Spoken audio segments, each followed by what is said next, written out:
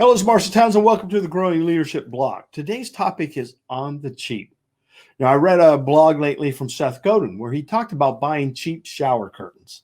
In the premise of his article was that you got a hotel owner who's got 200 rooms.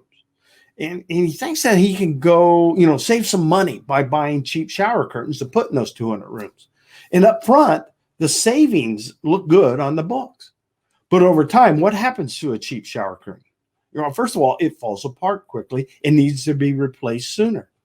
But they also leak, which means he's got water damage in all 200 rooms. And now he's got to spend money to go in and get the mold removed and the water damage fixed. So up front, he saved a couple $1,000s on buying cheap shower curtains, but he ends up spending $100,000 plus to repair the damage.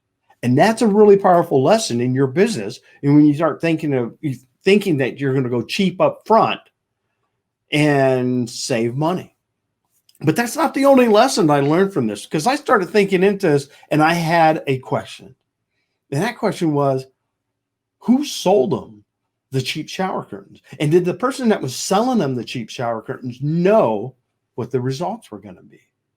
When I work with businesses, almost all of them have a tiered method for engagement with their customers. They have a less expensive item and they have a more expensive item and a number of items in between.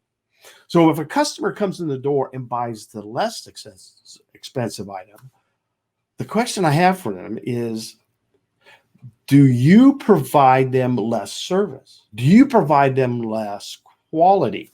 Do you give less effort when the customer buys at the lower level?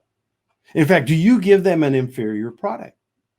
And that's important to learn, because if the product is not going to be good for the customer over the long run, do you think that customer is going to come back to you? Think about this in terms of that shower curtain. Do you think that the owner of that hotel is going to go back to the same seller and buy his next set of shower curtains, knowing what the damage was? And the odds are no. He's going to go someplace else. It's the same way with your customers. So see, there's a danger to going cheap. Not only buying cheap, but selling cheap. Now, listen to me, though. There's a difference between having a quality product at a lower price and having a cheap product at a cheap price. Two different ends of the spectrum. So take a look in your business right now.